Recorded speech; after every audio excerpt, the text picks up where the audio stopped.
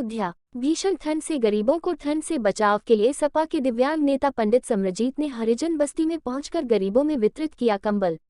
विधानसभा बीकोपुर क्षेत्र के ग्राम सभा वासुदेवपुर के हरिजन बस्ती में पहुंचकर गरीब माताओं, बहनों, बुजुर्गों में वितरित किया कंबल।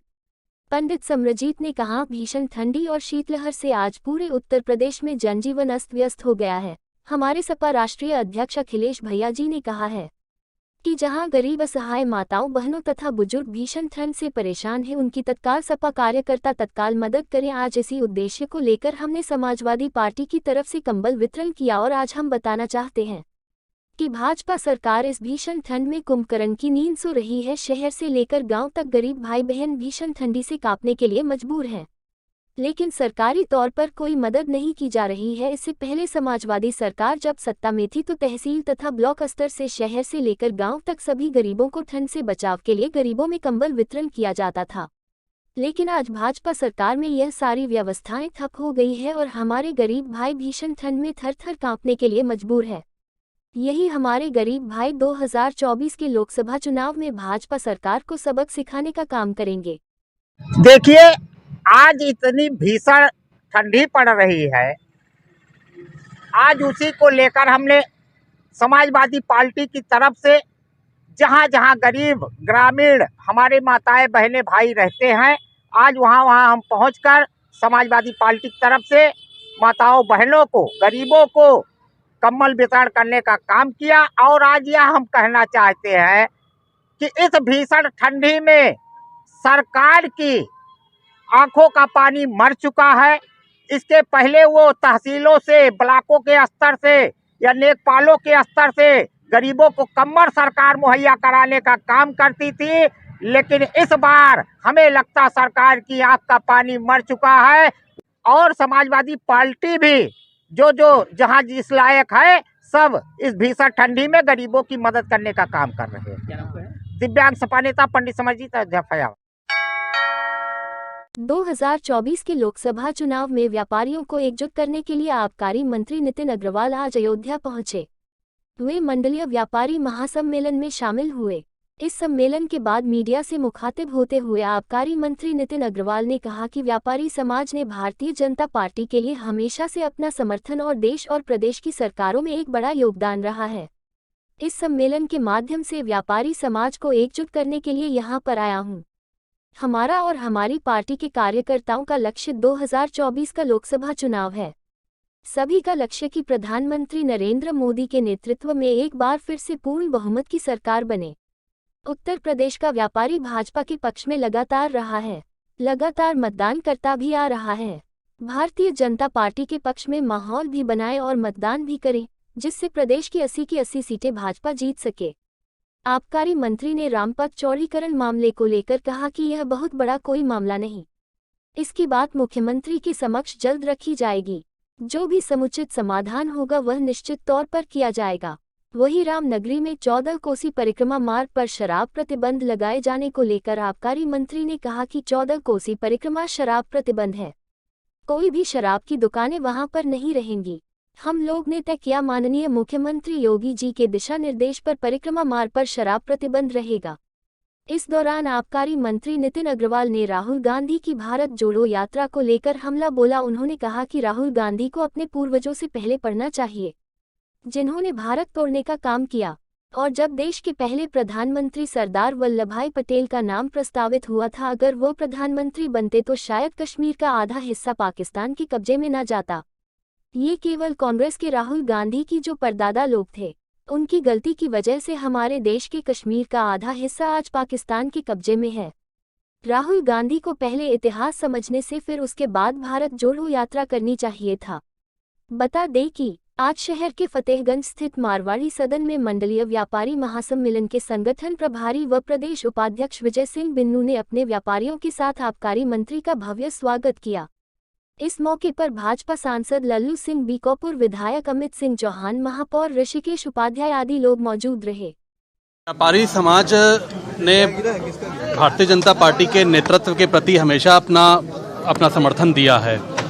देश की और प्रदेश की सरकारों में एक बड़ा योगदान व्यापारी समाज का रहा है। आज मैं इस सम्मेलन में आया हूं यहाँ पे, और हम लोग का लक्ष्य केवल एक ही है कि 2024 में होने वाले लोकसभा चुनाव में भारतीय जनता पार्टी के नेतृत्व, माननीय मोदी जी के नेतृत्व में एक बार फिर से पूर्ण बहुमत की सरकार बने और उत्तर प्रदेश में सभी सीटें भारतीय जनता पार्टी जीत के जाए। आज एक उसी लक्ष्य के साथ हम सब काम कर रहे हैं और व्यापारियों के बीच में जाके एक संदेश देने का काम कर रहे हैं। मंत्री जी, एक इशू है थोड़ा सा जो यहाँ पे व्यापारी समाज ने रखा भी है और जनप्रतिनिधियों ने भी मुझे बताया है।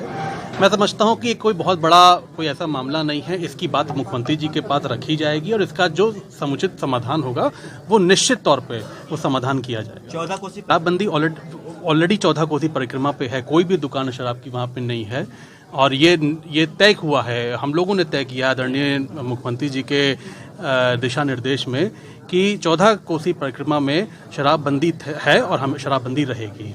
मैं जैसे कहा, मैंने राहुल गांधी को पहले अपने पूर्वजों की से पढ़ लेना चाहिए जिन्होंने भारत तोड़ने का काम किया है। मैं तो कहता हूं कि जब देश में पहले प्रधानमंत्री के रूप में सरदार वल्लभ भाई पटेल जी का नाम प्रस्तावित हुआ था, उस वक्त अगर वो प्रधानमंत्री बनते तो शायद कश्मीर का हिस्सा पाकिस्तान के कब्जे में न जाता। ये केवल और केवल जो उनके जो परदादा थे उनकी गलती की वजह से ये देश का, हमारा कश्मीर का हिस्सा आज पाकिस्तान के कब्जे में है। तो हमको ये इतिहास पहले समझ लेना चाहिए, उसके बाद भारत जोड़ो की बात करनी चाहिए। व्यापारियों की समस्याओं के लिए सम्मेलन हुआ था। मंत्री जी मुख्यमंत्री जी से समय लेकर यहाँ के व्यापारियों को मिलवाने का बात करके गए हैं। जब समय मिलेगा तो यहाँ व्यापारियों को लेकर मुख्यमंत्री से मिलवाया जाएगा। यहाँ के जो मुआवजे वाले मामला, उस मामले को लेकर आप लोग का सहयोग, सबका आशीर्वाद है, कार्यक्रम सफल हुआ। व्यापारी खुश हुए? हाँ, सब व्यापारी खुश है। जब मुख्यमंत्री से मिल लेंगे तो और खुश हो जाएंगे। बस और कोई समस्या, यही बस मेन मुद्दा यही था। चुनाव से जोड़ने की बात पूरा ठीक है। खून के रिश्ते पर अवैध संबंध पड़ा भारी। 26 दिसंबर 2022 को अयोध्या जिले के थाना बाबा बाजार के बनमऊ जंगल में किशोर सुभाष की हुई हत्या का आज अयोध्या पुलिस ने खुलासा कर दिया है। ये हत्या मृतक किशोर के बड़े भाई ने की। पुलिस लाइन सभागार में हत्या का खुलासा एसपी ग्रामीण अतुल कुमार सोनकर ने किया। उन्होंने बताया कि अवैध संबंध चलते सगा भाई ने नाबालिग भाई का हत्या की, जो वहां अवैध संबंधों में बाधा बन रहा था। उसके छोटे भाई ने प्रेमिका के साथ बड़े भाई को पकड़ा था। उसने घर पर बताने की बात कही थी और उसके बाद बड़े भाई ने छोटे भाई को समझाया। उसने उसे कहा इस बात को गुप्त रखे, लेकिन छोटा भाई नहीं माना तो उसके बड़े भाई ने सिर पर हथौड़ी मारकर उसकी हत्या कर दी। वही उसका बड़ा भाई गांव के ही लड़की से प्रेम प्रसंग चल रहा था। बाबा बाजार पुलिस ने हत्यारे बड़े भाई को आला कत्ल के साथ गिरफ्तार किया। बता दें कि यह पूरी घटना 26 दिसंबर 2022 को थाना बाबा बाजार के बनमऊ जंगल की है। उसके हत्यारे बड़े भाई ने अपना छोटे भाई को जंगल में भेजा था लकड़ी काटने के लिए, फिर उसके बाद उसी जंगल पर सिर पर हथौड़ी से मारकर उसकी हत्या कर दी थी। मोटिव क्या था? 26 दिसंबर को थाना बाबा बाजार में ग्राम बनगऊ में एक 14 वर्षीय बालक का शव हमें जंगल में मिला था। जानकारी करने पर यह पता लगा कि बालक सुबह 8 बजे से घर से गायब था, भैंस बांधने निकला था। परिजन उसको ढूंढ रहे थे और उसका शव शाम को बरामद हुआ था। हमने तत्काल अभियोग पंजीकृत किया, हत्या का मुकदमा लिखा गया था। घटना का अनावरण के लिए हमने टीमें लगाई।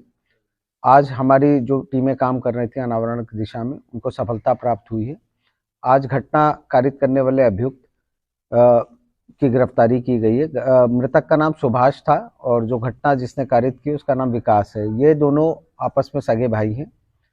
घटना के मोटिव के विषय में जानकारी ये हुई कि जो अभियुक्त है उसका गांव की एक लड़की से प्रेम प्रसंग था। मृतक के ये अभियुक्त के भाई ने, मृतक ने उन्हें आपत्तिजनक अवस्था में देख लिया था मिलते हुए और वो इसको धमकी दे रहा था कि हम घर में बता देंगे, सबको गांव में जानकारी हो जाएगी। अभियुक्त ने इसी के चलते मृतक को जंगल में भेजा लकड़ी लाने के लिए।